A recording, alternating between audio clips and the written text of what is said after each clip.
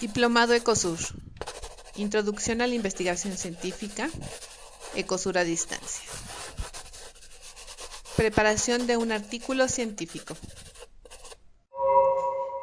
Para empezar a escribir tu artículo científico, lo primero que tienes que hacer es definir qué es lo que vas a publicar y en dónde. Es decir, qué mensaje es el que vas a comunicar y qué revista va a ser la pertinente para esto. Recuerda que en este tipo de documentos estás escribiendo para tus pares. ¿Qué conocimiento lograste? ¿Qué se desconocía al inicio de tu investigación y qué se puede saber ahora? Además, ¿qué de tu investigación puede significar un incremento o profundización del conocimiento universal y qué será útil más adelante? Vamos a ir describiendo cada parte de un artículo científico. Comenzamos con el título. Este debe tener la idea central del artículo. Se recomienda que sean pocas palabras, más o menos 15, pero sí debe describir bien el contenido, no lo olvides. Además de, por supuesto, evitar errores gramaticales. En esta diapositiva te podemos presentar un ejemplo de un título. El primero, como te podrás dar cuenta, es bastante largo, tiene 29 palabras. Sí es explicativo, pero como es tan largo, es difícil de comprender. Es mejor una versión bastante más corta, con menos palabras, pero que sí nos dé la idea del trabajo que se va a leer. Ya en cuanto al texto, lo primero que tienes que presentar es el resumen. Este es una versión sintética del artículo que incluye la introducción, el objetivo, la hipótesis que planteas, los materiales y métodos que usaste, los resultados y posibles conclusiones. En este momento es importante que la discusión la omitas, si no puedes hacer muy largo este resumen. Escríbelo en un solo párrafo de un máximo de 250 palabras. Aquí ves un ejemplo de cómo puedes redactarlo. Las primeras líneas, 4, son de la introducción. ¿Qué vas a escribir? ¿De qué tema y en dónde? Después, en la parte morada, ¿qué método vas a usar? ¿No? Es decir, cómo lo vas a hacer. Inmediatamente después, en 2 líneas, 3 líneas, los resultados más resumidos posibles y los principales hallazgos que pudiste haber encontrado. Listo, tienes el resumen. Inmediatamente después es bueno trabajar en la introducción. Ahí el lector encontrará respuestas a preguntas, por ejemplo, ¿por qué elegiste ese tema y por qué resulta importante atenderlo? Debes reconocer el objetivo y la hipótesis, la importancia y la justificación de tu estudio. Por supuesto que lo anterior debes soportarlo con la revisión de literatura que pueda anteceder a tu investigación por otros investigadores o investigadoras. Además, también aquí puedes ofrecer algunos preliminares del método y análisis que usaste. A veces también 1 o 2 líneas de los principales resultados. La introducción no puede pasar más allá de media cuartilla. Te sugerimos empezarla con una descripción relativamente breve pero clara del tópico o tema general que abordaste en tu investigación. Después puedes continuar con los temas particulares. También puedes mencionar después algunos otros estudios similares y los hallazgos más relevantes que hayas encontrado para tu investigación y trabajo. Enseguida, aborda un texto que ayude a identificar la pregunta que te haces y cómo la investigación aborda este cuestionamiento. También, y ya al final, se sugiere que concluyas con el objetivo y la hipótesis que van a probablemente responder la pregunta que te hiciste anteriormente. Debes de seguir con los métodos y materiales. Esto es, vas a explicar cuál fue tu área de estudio, es decir, en dónde la realizaste, cuándo, qué observaste, mediste y cómo lo hiciste. Aquí Debes incluir las herramientas, equipos e instrumentos utilizados, además de citar las fuentes bibliográficas de donde tomaste la metodología. Esto último es bien importante. Por último, si tomaste un diseño experimental como una forma de resumir y analizar tus datos registrados, también es el momento de indicarlo. Vamos a seguir con los resultados, que será la parte más importante de todo tu artículo. Estos consisten en la presentación de los datos y hechos que obtuviste en la investigación, ya sea en cuadros, figuras, ilustraciones, mapas, etc. En el texto, describe los datos que presentan estos cuadros y figuras. Debes mostrarlos en el orden lógico y sucesivo en que los encontraste. Una sugerencia es que sigas la secuencia del método que implementaste.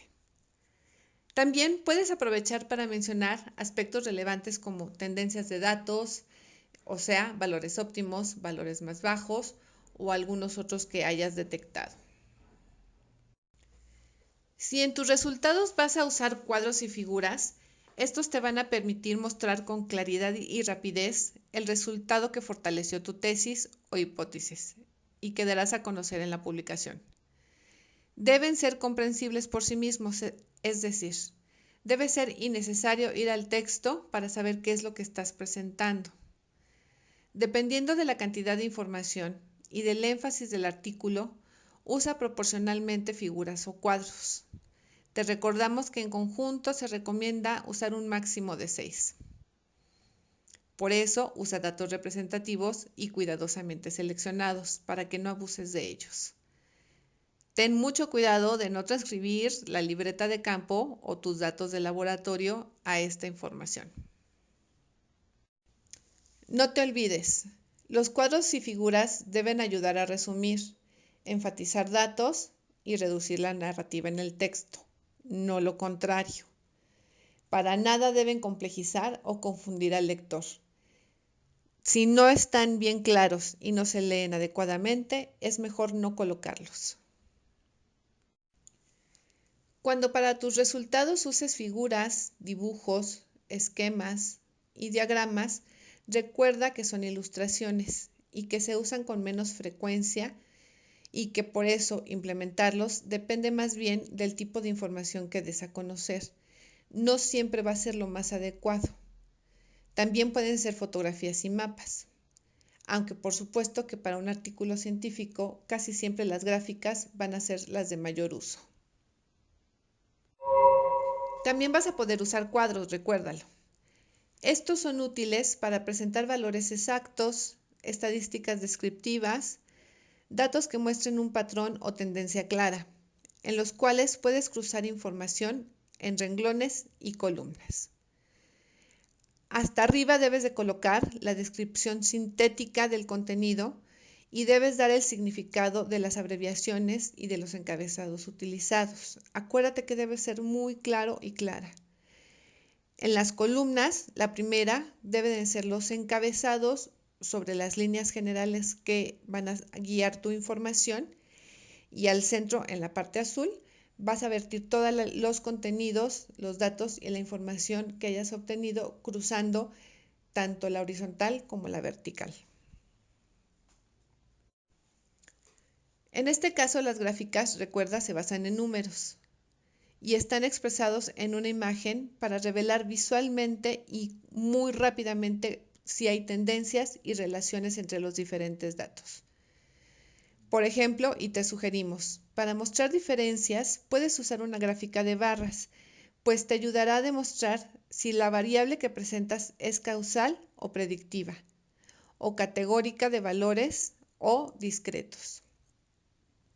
Para evidenciar patrones, tendencias o interrelaciones entre variables, te sugerimos mejor uses una gráfica de líneas, pues por lo general la variable causal o predictiva, es decir, el eje de las coordenadas, es continua o no, y ahí visualmente tendremos el dato. Siguiendo con las gráficas, es importante que siempre pongas un título. Siempre deben de llevar las leyendas de los ejes. En la parte vertical más o menos siempre van las unidades cuando correspondan, y en la parte horizontal el siguiente valor con quien los cruzarás. En la parte de abajo es muy recomendable colocar una descripción sintética de la información que contiene la figura. Otra herramienta que tienes para presentar tus resultados son los diagramas. Se usan para mostrar relaciones complejas entre variables, patrones especiales o también los procesos e interacciones que puede haber entre dos o más variables. Por ejemplo, aquí te presentamos el diagrama de Euler, que te puede ayudar para mostrar visualmente la interacción existente entre diferentes conjuntos. También puedes usar esquemas. Estos fundamentalmente te servirán para mostrar una secuencia de procedimientos o representaciones gráficas de un modelo o sistema de lo que estás estudiando. Por ejemplo, con un diagrama de flujo puedes mostrar la interacción que hay entre variables que se afectan entre sí y que pueden modificarse una a otra o dependen una entre otra. Te vamos a pedir muy especialmente que revises estas consideraciones. Cuida que siempre uses el mismo tipo de notación en el texto que en los cuadros y figuras, es decir, que todos vayan expresados de la misma forma. La información o datos que presentes en los cuadros y figuras no puede repetirse en la sección de resultados ni viceversa. Va a ser demasiado texto que ya has mencionado antes. Recuerda mantener la sencillez y además también no olvides que los datos presentados de forma resumida debes mostrarlos como evidencia que apoye o descarte tu hipótesis. En las siguientes 3 imágenes te vamos a presentar otras cosas que tienes que considerar. Por ejemplo, revisa el Sistema Internacional de Unidades. Es decir, estos son los símbolos para 7 medidas en unidades y 2 complementarias. Estas son de uso internacional y es así como tienen que ser usadas. Tenemos longitud, masa, peso, tiempo, corriente eléctrica, calor, concentración, luz, ángulo plano y ángulo sólido. Revisa cómo es su nombre y cuál es su símbolo. Así también, en función del orden de magnitud, se le agregan prefijos a las unidades, las cuales también son de uso internacional. Así tenemos el orden de magnitud, tenemos su prefijo, giga, mega, kilo, centi, mili, micro, nano, y por supuesto cuál es adecuadamente el símbolo y cómo se escribe. Por último, las unidades, los múltiplos y submúltiplos solo podrán designarse por sus nombres completos o por sus símbolos correspondientes también reconocidos internacionalmente. Aquí en estas 2 columnas ves el correcto de metro, kilogramo, gramo, litro, kelvin, centímetro cúbico y kilómetro por hora. ¿Y cuáles son las maneras totalmente incorrectas de citarlos? Ya vamos hacia el final de nuestro artículo. En la discusión, muestra e interpreta las relaciones existentes entre lo que propones y los hechos observados, en función del problema de tu investigación y preguntas que has planteado en la introducción. También menciona si los resultados coinciden o no con otros ya publicados, explicando por qué. También comenta las implicaciones prácticas y teóricas de los resultados, así como también define las necesidades futuras que puede existir de esta investigación.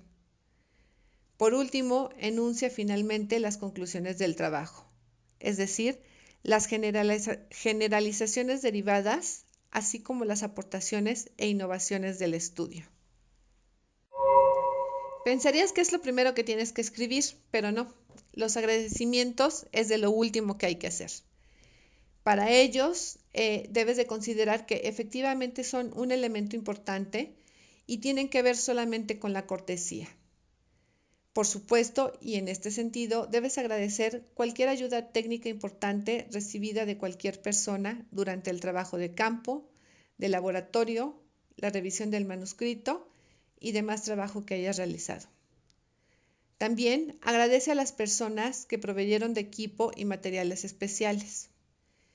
También es ahora en donde puedes reconocer la ayuda financiera externa como subvenciones, contratos o becas que hayas recibido. Aquí te presentamos un ejemplo de cómo deben ser los agradecimientos.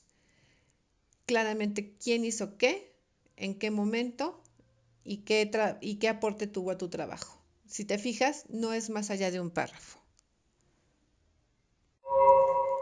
Vamos a pasar a una parte crucial de tu artículo. Esto es, las citas en el texto y la sección de referencias, es decir, de dónde obtuviste toda la información anterior.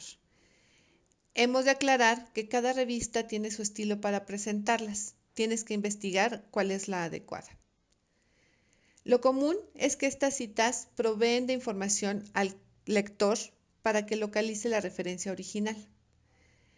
Esta información que debes de presentar es el autor, año, título del trabajo o nombre del libro, nombre de la editorial para el libro, nombre de la revista, volumen y páginas para revistas, edición, lugar de edición en el caso de los libros. Te recordamos, es importante revisar cuáles son las características para cada una de las revistas.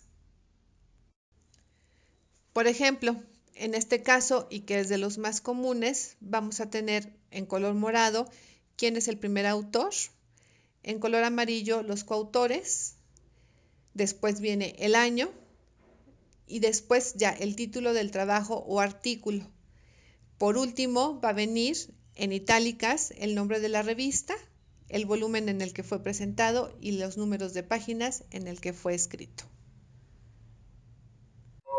Habiendo revisado con mucha minuciosidad tus referencias, ya nada más te vamos a dar los últimos consejos. Si tu investigación estuvo bien planteada, estuvo bien hecha y hay resultados interesantes y novedosos, entonces confía en tu trabajo, escribe tu artículo. Pide que alguien con experiencia lo lea y recibe con agrado sus sugerencias por duras que éstas sean. Corrígelo e inténtalo tantas veces como sea necesario hasta lograr su aceptación. Es un trabajo minucioso, pero te aseguramos que valdrá la pena el día que seas publicado.